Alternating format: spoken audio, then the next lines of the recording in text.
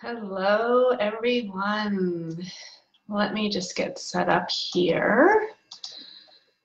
So, give me one moment. Okay, I think I'm good to go here.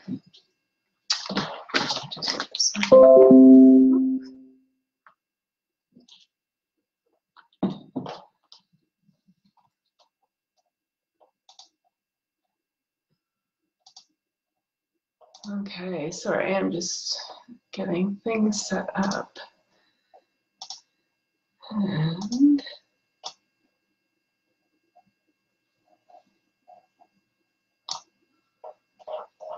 sorry, one more second.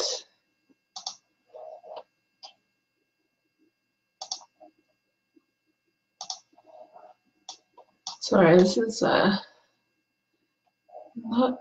I haven't done this very often. Okay, so let me see if I can do this here.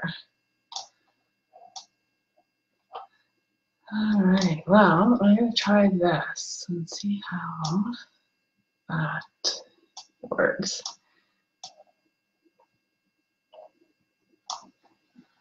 All right, okay. So today we're going to be talking about the anti-inflammatory diet. So if you haven't met, or if you don't know who we are Mel and Anth, and we're your allies in health. And I'm obviously Melissa. I am the functional health nutritionist or functional diagnostic nutrition practitioner who really, when it comes to Mel and Anth, I take care of a lot of the functional nutrition aspect and really put together these presentations, while Anthony is our awesome sound healer as well as a health coach as well, but he's playing in the background helping to monitor things on the back end there. So you're going to be hearing me throughout this presentation. And if at any point in time, if you have any questions or anything, just feel free to put those in the comment box. Either myself or Anthony will pick up on those and we will answer them as things come in. All right, so if you haven't heard our story before, both of us have autoimmune conditions, and we have spent thousands and thousands of dollars. We've kind of lost track, but it's somewhere probably over $100,000 we've calculated, and thousands of hours. It's actually, our health journey's been well over, it's into 10 years now. And we haven't always gotten the results that we would expect through the work that we had put forth. And that really wasn't until we turned to functional medicine. When we first started learning about functional medicine, that's when the answers started to become clear to us, and that's when we started to look and dive deeper into functional medicine, and our health began to shift on a more positive and permanent basis. So now that we've had that experience, we're on a mission to help others understand what they can do to improve their health, and we're doing that through bringing together these live videos. We do these at least once a month, where we're doing a presentation in a class like we are. We also do presentations where we put out posts back to back. Every few minutes we'll post sort of do a class through Facebook that way. So watch our page and tune in. We've got lots of information to share. A lot of times people are seeking answers, and it's very common for doctors to turn people away and say, hey, you know what, we really don't know what's going on with you. All we can offer you is this medication. Go home, take this drug, and hopefully you'll begin to feel better. And if not, I'm sorry, we really don't know what to do for you. And I'm here to say that that is not an option, that there are options for you, and functional medicine is likely going to be the place where you're going to find a lot of those solutions. And functional medicine, hi Lisa, how are you? Good to see you. Thank you for tuning in. And functional medicine is really, at the forefront. It is what they're calling the future of medicine, and this is where we're going to get healthy. So, I'm going to stop talking about that, and today we're going to be talking about we're going to be talking about chronic inflammation, which is actually, there's a lot of different things that are at the root of inflammation, chronic inflammation is one of those, of disease, and chronic inflammation is one of those things. Sorry, I got a little distracted there. So today we're going to be addressing each of these elements of the anti-inflammatory diet. We're going to be targeting, talking about changes that can be done that are easy so that you can be successful with making these changes. Again, with all changes that are being made, be patient with yourself. So everything that I'm presenting here tonight, don't expect to take all of this information and make the changes overnight. Do what you can in small baby steps, and you will get there eventually to better health. Okay, so anti-inflammatory foods and inflammations. So I don't know if you've noticed, but you can really barely watch the news or scroll through Facebook and see that everyone's talking about chronic inflammation.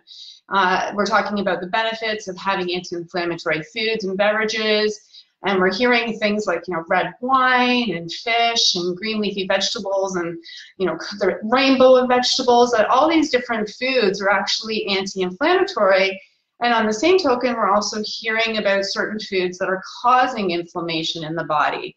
And sometimes these foods can be on both lists. So this can be pretty confusing for some people. So we're going to be addressing some of that later on today. So if you tune in and you listen in, you're going to be hopefully getting some answers for yourself. But one of the reasons why we do want to look at this is because food has the potential, as we know, to be either a poison or fuel for your body. So Anne Wigmore, she said it best. She said, food can either be the safest and the most powerful form of medicine, or it can be the slowest form of poison. So that's pretty powerful when you do think about it. And this is why we are seeing a lot of this conflicting information when we're watching the news and you're seeing that, one study showing that, say, for example, red wine is healthy for you when another study is showing you that it might not be. So this is why we have this conflicting information, because we are all so unique. So we're going to examine these conditions and we're going to look at what's going on here. So we're going to kind of address what's going on in the body. So let me just go forward. So what is inflammation? So I want to be clear that not all inflammation is bad. So there is normal inflammation, which is actually a really good and healthy part and a natural part of the healing process. So for example, if you stub your toe or you jam your finger in a door jamb, your joint is going to swell, you're going to turn red, and you're going to have this throbbing. And what's actually happening there is a part of the healing process. This is actually a good thing that's taking place. Whereas with chronic inflammation, this is actually more of a negative aspect of inflammation, and this actually contributes to a whole host of terminal diseases, including like cancer and Alzheimer's. So chronic inflammation is something that we want to avoid, and it usually doesn't go away, not like if you stubbed your finger or your toe where it would go away after the healing process is done. Chronic inflammation tends to stick around, and it's usually often caused by like more of a systemic issue within the body. So some of these issues that can be within the body that contribute to inflammation could include inflammatory bowel disease, or IBS. Psoriatic arthritis is one, diabetes, heart disease, pelvic inflammatory disease. There's a whole host of conditions that are related to that. Pneumonia is also related to that. That's actually an inflammation of the lungs. Acne is also another inflammatory response. Crohn's and colitis, again, another inflammatory response as well. So as we can see, a lot of these common conditions that many people are presenting with today are a result of having chronic inflammation in your body. So, this is something that we really need to address. This is, something that can be taken care of. The FDA and the National Health Institute, they're becoming more on board with this. They're starting to track inflammation, and they're starting to really dive deeper into what's going on. So this is really, a good thing. We're going to start hearing about inflammation a lot more, and even in mainstream medical. It's not necessarily in the more holistic and integrative world. So that is really a good thing that doctors are starting to recognize this. And some of the effects of chronic inflammation, you know, you might not necessarily know, which is really crazy that you have chronic inflammation going on in your body. But, you know, if you have hair loss or body aches, depression, psoriasis, those can all be signs of, you know, chronic inflammation taking place. But with many people, they can often go undetected. They can be inflammation happening within the body, yet you might not know. So with myself, I was always very grateful that when I developed cystic acne, that it came out like it did, because had it not come out in my skin and it was going on, what I always kind of say, under the hood and inside my body where I couldn't recognize it, then it's quite possible that it might have gone undetected and more damage could have been done to my health. So, you know, it's really, you know, oftentimes we can have no symptoms and we might think that we're healthy, but that's not always the case. So just keep that in mind as we get later in and we talk about some of the inflammatory foods. If you have a diet that's high in inflammatory foods, if you lack symptoms, that doesn't necessarily mean that you don't have chronic inflammation. So, but moving forward, so you can see why, you know, it is really important for us to take control of our health and to do what we can where we can so that we can keep inflammation in our body to a minimum. And you're going to really see that as we're going through this talk today, because you'll see a lot of these foods that are common are causing inflammation. So there's a study that was done in Emory School of Medicine that ties depression to inflammation. Dr. Miller, who is a senior author at the study and the professor of psychiatry and behavioral science at Emory University, he said, if you look at patients with heart disease who are depressed, you can see that they have higher markers of inflammation than heart disease patients who aren't depressed. So when researchers medically induce inflammation, such as treatments for skin cancer patients or other types or certain types of vaccinations, they noticed that they also increased in depression and fatigue.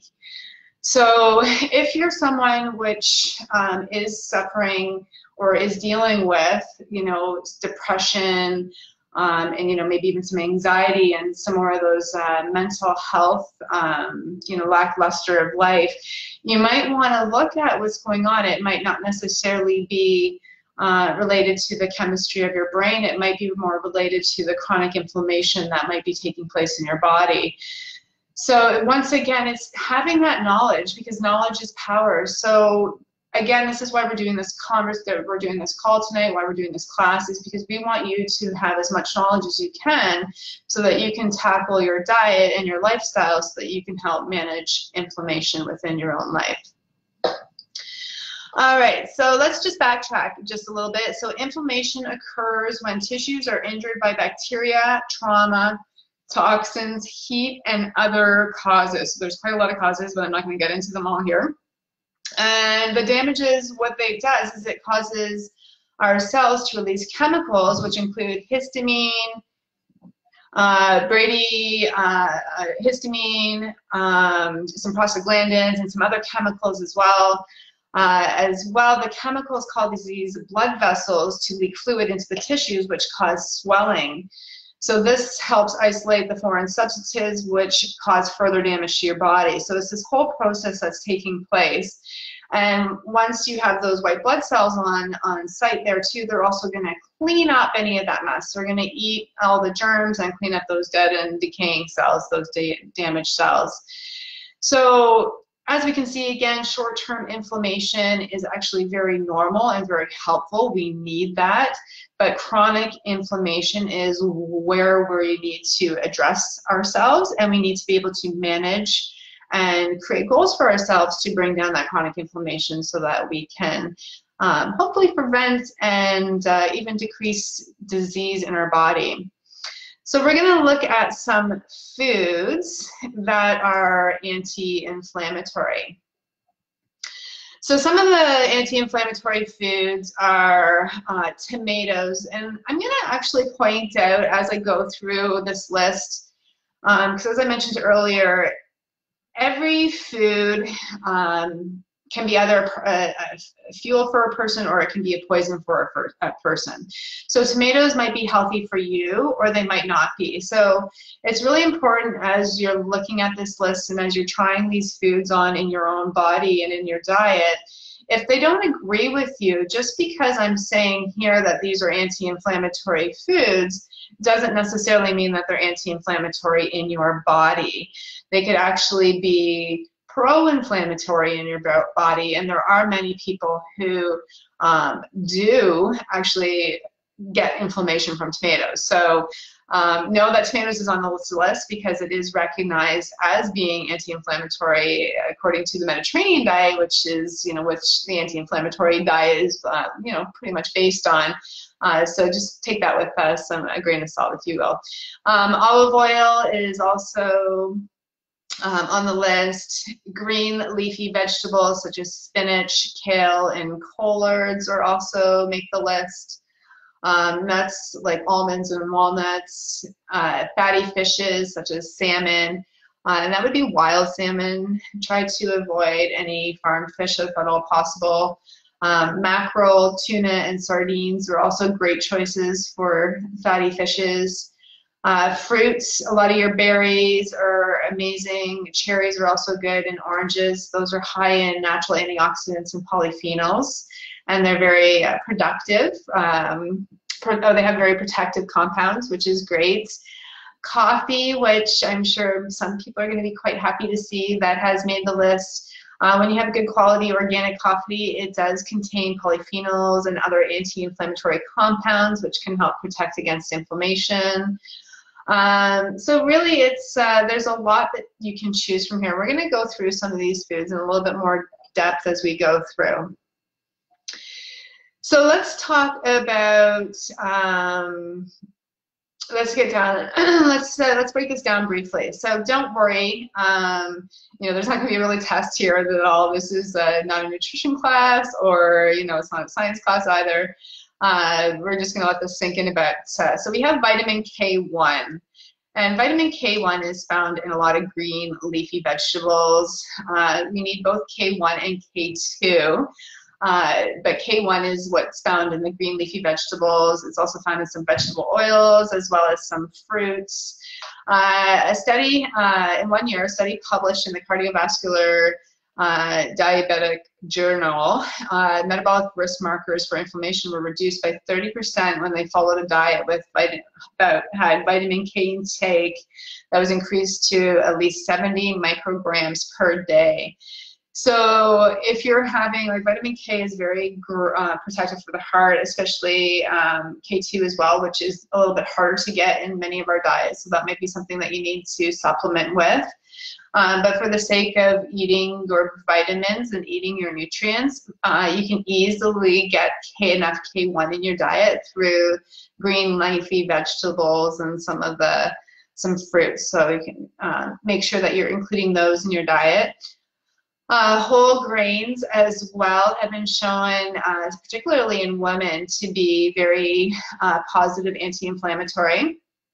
They're in whole grains. They have the C-reactive proteins that can help prevent antioxidant depletion in the body. So if grains work for you, make sure that you're including those in your diet. Next, we have omega-3 fatty acids, which can be found in fish, and supplements derived from fish, such as krill and algae and flaxseed. So scientists remain unsure about how much omega-3 fatty acids a person needs to consume, but there are notable benefits. And again, don't get confused with omega-3s and omega-6. We do need some omega-6, but it needs to be in the right ratio. And a lot of times people are getting quite the imbalance and having far too many 6s. So really try to include a lot of these, again, these fatty acids that are found in fish and seaweeds and flaxseed, so that you can achieve a good ratio of omega-3s to omega-6s. Vitamin D is another essential nutrient to our health, and that is our best source is from sunlight. If you can, expose yourself to about 15 minutes of sunlight that, without having any sunscreen, and in the morning hours if you can.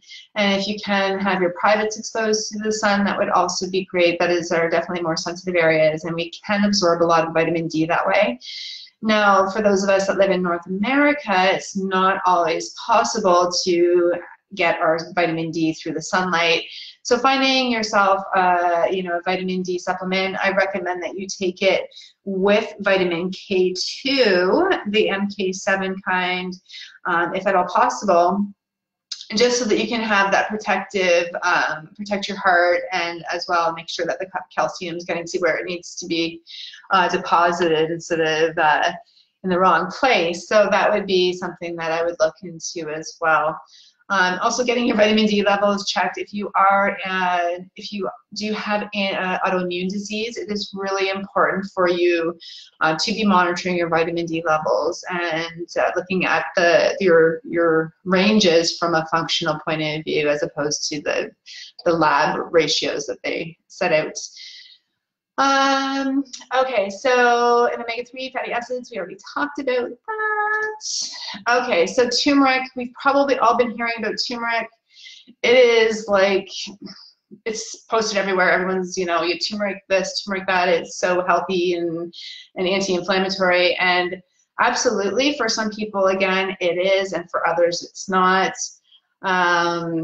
There's a lot of studies that are coming out now where we're really not quite, there's some that are saying that there's actually no health benefits associated with turmeric or curcumin, whereas there's, some people that are saying that it is beneficial. But in all actuality, from what I'm aware, there are no double-blind, placebo-controlled clinical studies, which is the gold standard of medical research, which show that turmeric has this anti-inflammatory claims. So once again, it's kind of like everything. We don't always know for sure. So it's a great spice to include in your food. It doesn't definitely hurt. Black pepper, there's a lot of the proof that's showing that's not from double-blind studies, but from people, they're showing that adding the black pepper to it will help to increase its properties. So definitely include it in your diet. Don't count it as being the only source of what's the word I'm looking for? Nutrient to help you maintain or bring down your inflammation, because that's not going to be a very reliable source for you. So let's get specific. What do you need to eat, and how much do you need to eat? So we all know that you need your fruit and vegetables, but in order to fight chronic inflammation, but like, how much do you need? The portion of the anti-inflammatory diet that can be challenging if you're not used to that is knowing what you need to do. So fresh fruits and vegetables, I would say 3 to 4 servings per day is what many claim. Many of the professionals that have put together and examined these diets, they say that you need to have 3 to 4 servings of fresh fruits or frozen fruits per day, and 4 to 5 servings of vegetables, and that can be raw or cooked. I personally love to eat more vegetables than that, but that is definitely a guideline, and I would not go below those. Again, it's one of these things that you have to listen to your body. Not every person does well with fruit, and some people do really well with fruit. So when it comes to the fruit, the 3 to 4 servings per day, for some people that might be too much, and then I would just increase your amount of vegetables. And other people, it might be that they can eat, the 4 servings and have absolutely no issues. Again, when we're choosing fruits, we want to be trying to look for, a lot of the berries. They have, they're lower glycemic. They're a lot healthier. So that's your raspberries, your blueberries, strawberries, peaches and nectarines are also good options. Again, when we're looking at this, I love to shop when I'm shopping for fruits and vegetables using the environmental working groups. Dirty Dozen and the Clean 15 list, just so that you can be aware. Peaches and nectarines tend to be on the Dirty Dozen list, so if it's coming to those, you want to make sure you're going organic. Same thing with blueberries. If you can, go with wild blueberries. Oranges, grapefruits, citrus is really good as well. Very low glycemic, so if blood sugars are an issue for you, that is great options. Grapes, plums, pomegranates. Basically, any fruit is going to be very higher in antioxidants, and it's also going to be, helping you to fight that inflammation. As far as vegetables, you really can't go too wrong as long as you're staying away from those, those starchy vegetables like the potatoes and the corn. But if you're eating your dark leafy greens, broccoli, cabbage, Brussels sprouts, cauliflowers, beets, squashes, salads, all of those foods, especially when you're eating a rainbow of vegetables, like a rainbow color of vegetables, you're going to be getting all kinds of different nutrients. You're going to be getting, beta carotenes. You're going to be getting the beta cryptoxanthins that come in your squashes and peppers. So you're going to be getting a really rounded, well-sourced out variety of nutrients that are very natural for your body to be able to take in and to absorb. So that's, the more the better when it comes to vegetables, in my opinion. And they also fill you up. So I say get them in ya. All right, so let's see where we're at here. Okay, so next we get into some of our controversial foods.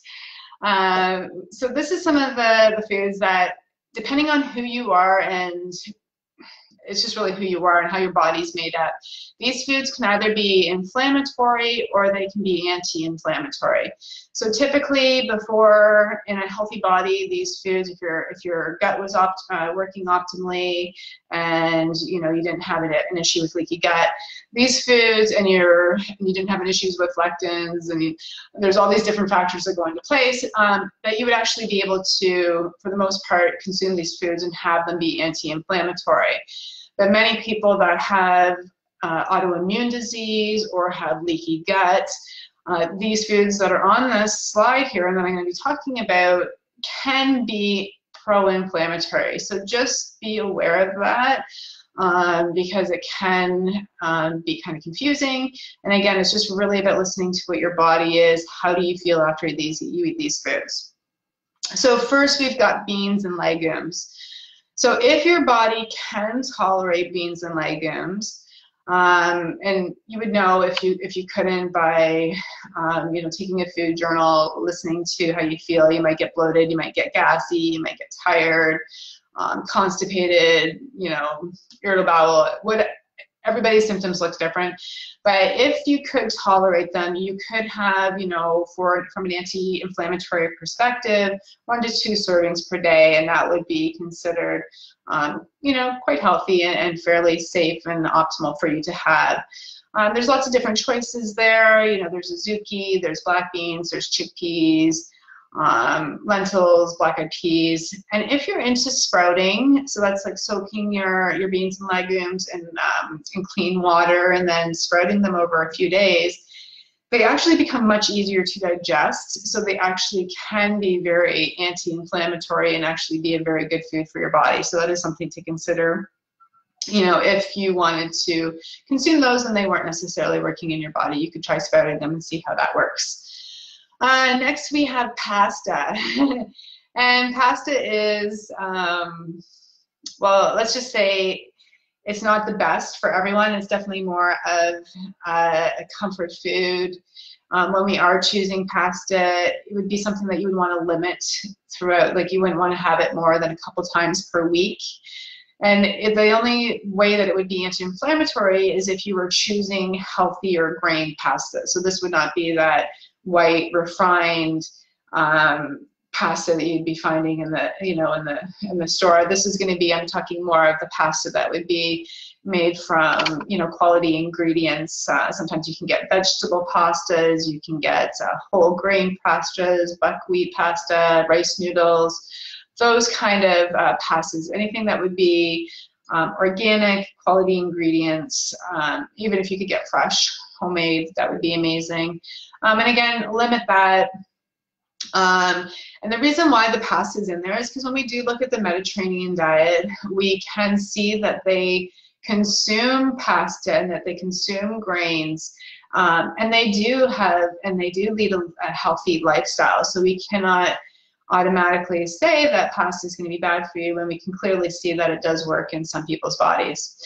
Next we have grains, and really when it comes to grains, obviously we got our brown rices, our wild rice, all our different rices. We got barley, quinoa, oats, and even, whole wheat, those kind of grains.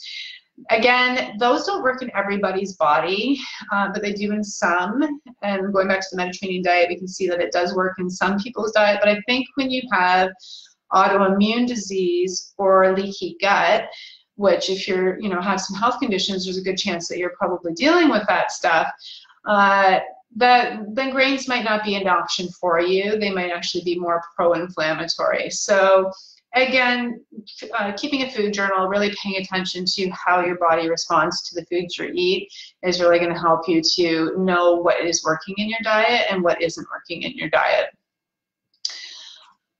All right, okay, so where are we going next? So then we got fat, fish, and soy. So if you're over the age of, I don't even know, 30, who knows, maybe even some people in their 20s feel that, they still believe that fat at one point in time was the enemy. Well, that's not true anymore. We've really come over the last, within the last 5 years anyways, to learn that, fat is actually healthy. We know that we need good, healthy fats to manufacture hormones and to build healthy cholesterol. So we need fats in order to be healthy. So consuming healthy unsaturated as well as saturated fats, because some saturated fats such as ghee can also be healthy, as well as say coconut oil. But we also want to be including a lot of avocados, olive oils, and some cold water fishes such as cod and sardines. And those are the fats that are going to really fuel our body, create those healthy hormones, and help us to achieve optimal health. It's something that we've been missing for many, many years. And it could be very well that this is one of the reasons why we've, our health has suffered over these years. So feel free to eat fat. Fish and seafoods are another healthy choice that you should be including in your diet. When it does come to fish, you want to make sure that you are using or consuming, so not using, consuming wild-caught salmon and wild-caught fishes. So farmed fish like tilapia or farmed salmon are not always a good choice. There tends to be a lot of there's a lot of antibiotics in there. There can also be issues from an environmental standpoint. So it's just best, so we don't always know what the repercussions are, so it is best if you can consume wild-caught fish. And if you can, consume about 2 to 6 servings. You want to make sure, though, that the fish you are consuming is coming from a clean source. So there's some waters that are a little bit more polluted than others, and there's some fish that are a little bit more polluted than others. So I believe the Environmental Working Group as well, so if you go to ewg.org, they do have a fish calculator, and they do have a little thing in there where you can see, how much mercury and contaminants are in the fish you're going to eat, so that you can make better, healthier choices for yourself. Because as we know, metals can also have a pro-inflammatory aspect in our body, so we want to be trying to avoid that as much as possible. And then there's soy, and this is another one of those ones that you'll see, reports and studies that are saying this is really healthy for you, and then you'll see other stories or other studies that are saying that it's not so healthy for you. Again, for some people, it's anti-inflammatory, and they can eat it all the time, and they, don't have any health issues from it. Whereas other people, it may not necessarily be pro-inflammatory, but it does cause a lot of other health issues, mainly around the hormonal department. So it's something that I always caution people to use their best judgment to see how soy feels in their body. And if they are going to consume soy, that they always choose organic to avoid that GMO, and if at all possible, to choose fermented soy. There's definitely more proof showing that fermented soy has a lot more health benefits to us than, say, unfermented soy. All right, so now we're going to talk about some spices and some vitamins and our good old red wine and stuff, so it's getting a little bit funner. All right, so as we mentioned earlier, we have spices that have anti-inflammatory properties. So if we can include things like turmeric, curry powder, ginger, garlic, chili peppers, basil, cinnamon, rosemary, and thyme in our diet. And there might be a few other ones. That's just what I have written down here. But those spices there, if you include those in your diet on a regular basis throughout the week and various different meals, you're going to be sprinkling your food with little benefits each time you eat. So that's really an easy way to get yourself some anti-inflammatory benefits. Another food that is, or another nutrient, I guess, or mineral that is good for us that has some anti-inflammatory properties is selenium. And it's really easy for us to get selenium through our diet. Brazil nuts are a great option. They're one of the easiest options, and I believe it's like 2 Brazil nuts is enough of your daily intake for selenium. So selenium is a very protective mineral that we need. So if you're not having Brazil nuts or tuna or crab or oysters, cod, shrimp, lean beef, turkey, and whole grains, which are all contain, some trace amounts of selenium. If you're not having those foods, either make sure that you are having, a couple Brazil nuts a day, or that you are supplementing with it, or that you're at least checking with your doctor to talk with them about supplementing with selenium, because it is a very important nutrient for us to have, or a mineral for us to have. All right, and coffee. So many people are probably going to be really happy to hear this, but coffee can actually have anti-inflammatory properties. Now, this isn't to say that all coffees are created equal, because they're not. So if you're drinking regular coffee or like even decaf coffee, chances are you're having a cup of pro-inflammatory Joe that is contributing to poor health. Whereas if you reach for a cup of organic coffee, you're most likely, if the studies are correct, you're going to be benefiting your health with some anti-inflammatory benefits. But here's the thing, again, like everything else, it doesn't go for everybody. So it's, again, if you, what I see is people who tend to have issues with adrenals, who are under a lot of stress, drinking coffee, even if it is organic, could potentially have more of a negative, negative effect on the body than it does positive. So again, just because the studies say that it does have anti-inflammatory properties doesn't mean that necessarily it's going to be good for your body. Teas, we have herbal teas, white green tea, and oolong teas. Those are all really good. They're going to help you. The herbal teas, it's whatever the benefit of the herbal tea, and also make sure that you're drinking plenty of clean water throughout the day. So especially if you're drinking coffee or if you're drinking red wine, because you want to make sure that you are rehydrating yourself. And that is the good news too, is that red wine, believe it or not, it actually does have numerous health benefits.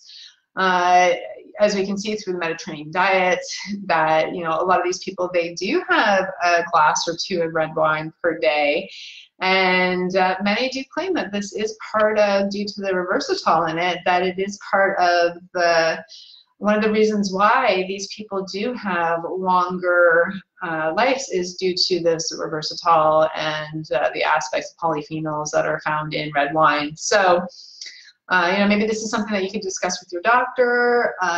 Again, red wine or any alcohol has been declared a carcinogen, but I guess if you're going to drink anything, red wine would be what it's at. When it comes to supplementation, supplementing with vitamin D, we talked a little bit about the sun there.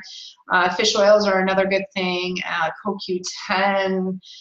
You also might need a multivitamin, or at least making sure that you're taking your cofactors. Okay, so let's see where we're at. So foods to avoid, we're looking at here.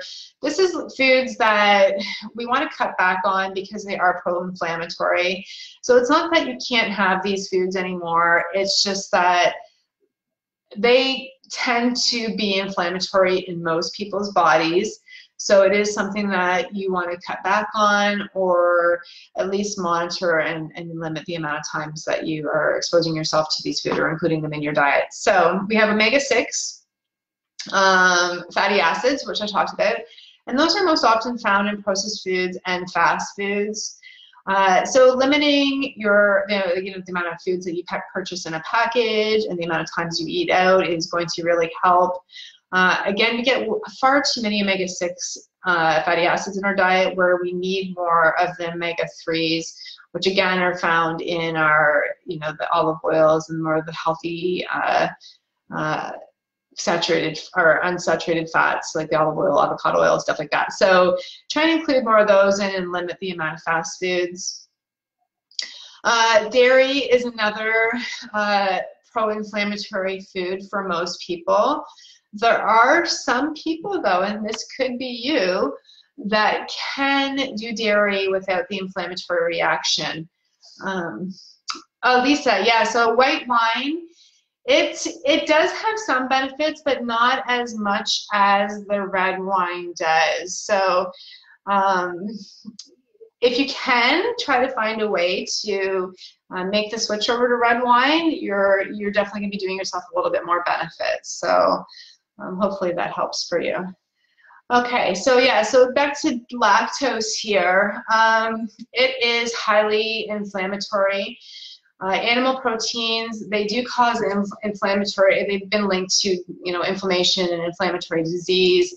I personally, when I was struggling with cystic acne, I had to give up dairy for quite a few years. I think I gave it up for about 5 years, and it wasn't even when I was vegan, and that's because my body couldn't handle and digest dairy, the pro-inflammatory, so it just came out of my skin. It was really, very pro-inflammatory in my skin. So if you have any sort of skin conditions that, this is really a sign that you have inflammation going on within your body, and it's only being eliminated through your skin. So try cutting out the dairy and see how that works for you in your own body.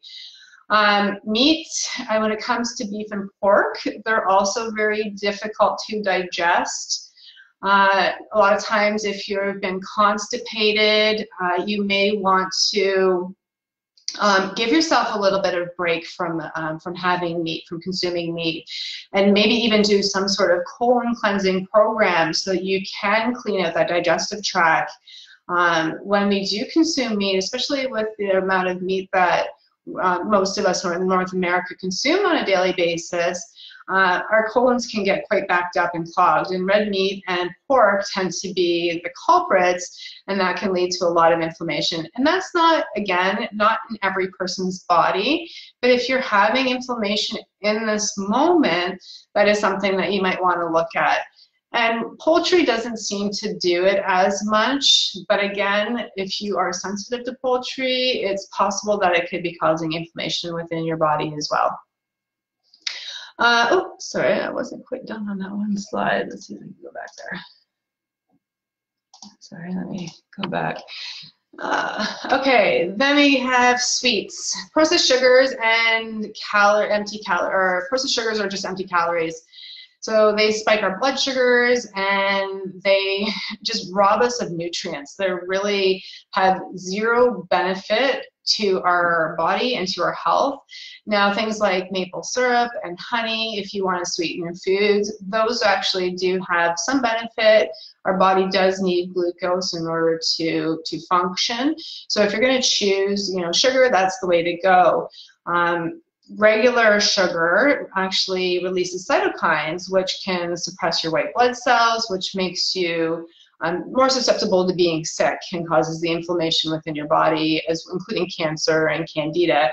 Whereas, you know, if you're consuming maple syrup and honey in moderate amounts, you're not going to be experiencing that same effect that you would get from white and refined sugar. Saturated fats are also another contributing factor to to inflammation. Sorry. Trans fats, they trigger fat tissue inflammation in the body, which can indicate heart disease, and it can also be linked to arthritis pain. Trans fats also trigger inflammation. So when we're going out, we believe that, you know, say for example, if you go to McDonald's, they'll be like, our food is trans fat free. But they can literally claim that the food is trans fat free, but there's still trace amounts of trans fats in there. So avoiding fast food, avoiding fried foods, and, you know, potato chips and all those kind of processed snacky foods is going to really help you to avoid those trans fats. And saturated fats are an interesting one. Not all saturated fats are created equally. I personally feel that some people, actually, in fact, a lot of people can benefit from, say, coconut oil or ghee. So those are, you know, it's again, trying things on in your body, seeing how that works for you. Ghee has been used in Ayurvedic medicine for over 5,000 years and has been used to heal the gut, and has been used like as an anti-inflammatory. So again, saturated fats, we're talking more of you know, the lards, the trans-saturated fats, margarine, that kind of stuff that we want to be avoiding. So definitely, if margarine's in your diet right now, make the switch if you can. You know, maybe it's slowly if you like it, but make the switch.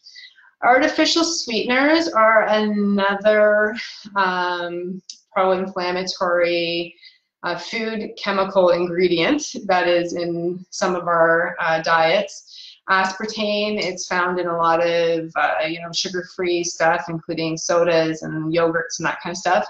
It's a neurotoxin, and it causes inflammation in the brain. And Splenda, which can also be found under the word sucralose, it's been shown to spike blood sugars and increase the release of insulin, which isn't really good for diabetics. So, which is, you know, a lot of the people who are consuming this. So, again, if you're diabetic, Anthony's type 1 diabetic, and we used to believe that we had no choice, but we had to consume natural sweeteners because he was type 1 diabetic, and he was, you know, not able to have these, you know, not able to have honey or maple syrup because they would spike his sugars. And, you know, along the way, we've actually found that, you know, it's far more beneficial for his health and all my health too, to avoid these artificial sweeteners and to use in moderation, you know, natural sweeteners, and also stevia, which is a really good all-natural sweetener that, you know, you can use just a tiny amount, and it does really a good job at sweetening, but not over sweetening our foods or beverages. And I've been pointing out too about processed foods. Most packaged foods, they've been altered. They've got preservatives in it. They've got food coloring. They've got artificial flavorings. And every one of those things triggers inflammation within the body.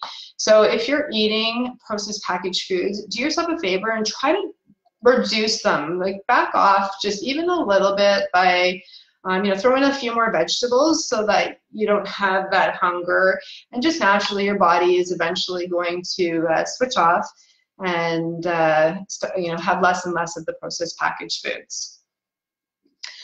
All right, so if an anti-inflammatory diet is sounding like a Mediterranean diet, and I've been really pointing out this whole time that it is a Mediterranean diet, it truly is. They have a lot of things in common. Basically, there's been a ton of studies that have been done over, you know, many years on the Mediterranean diet, through looking at its ability to prevent disease and to prevent chronic inflammation.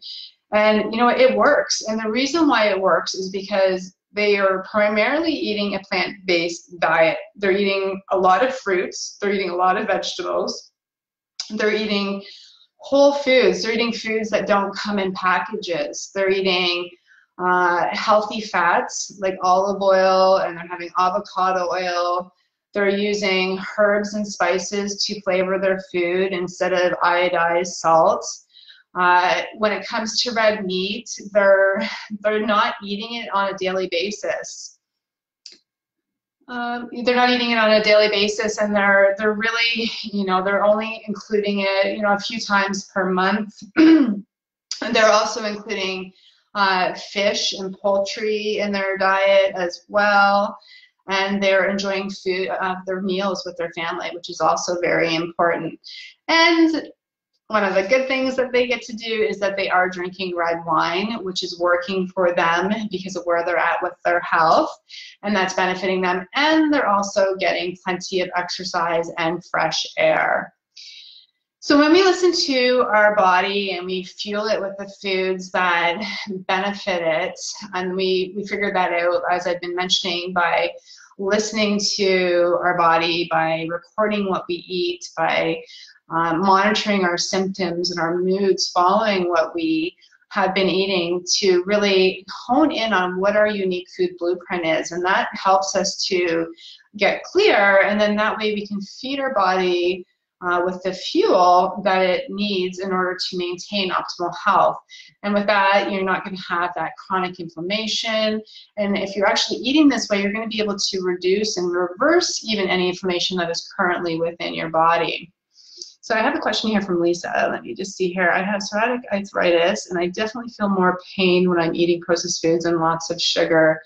Absolutely, Lisa. I don't have psoriatic arthritis, but I feel if I eat sugar or if I eat wrong, oh my God, even if I get glutenized, I feel it. And it's crazy how much impact food has on our bodies and on our emotional well-being and on our physical body. So it is fuel, or it is poison. So it's really important that we do tune into our bodies and that we listen, so that we can avoid feeling that pain or suffering from that chronic inflammation. So yeah, thank you, Lisa, for that comment and for hanging out with us tonight. So that is actually our presentation for the evening. So I really want to thank you so much. I am so grateful for you for showing up here, and for those who are watching the replay, I am honored. And if you have any questions, or if you if you want to reach out to us, feel free. You can either send us a direct message through Messenger, or comment on the line here. So again, thank you so much. I hope you have a great night. Take care.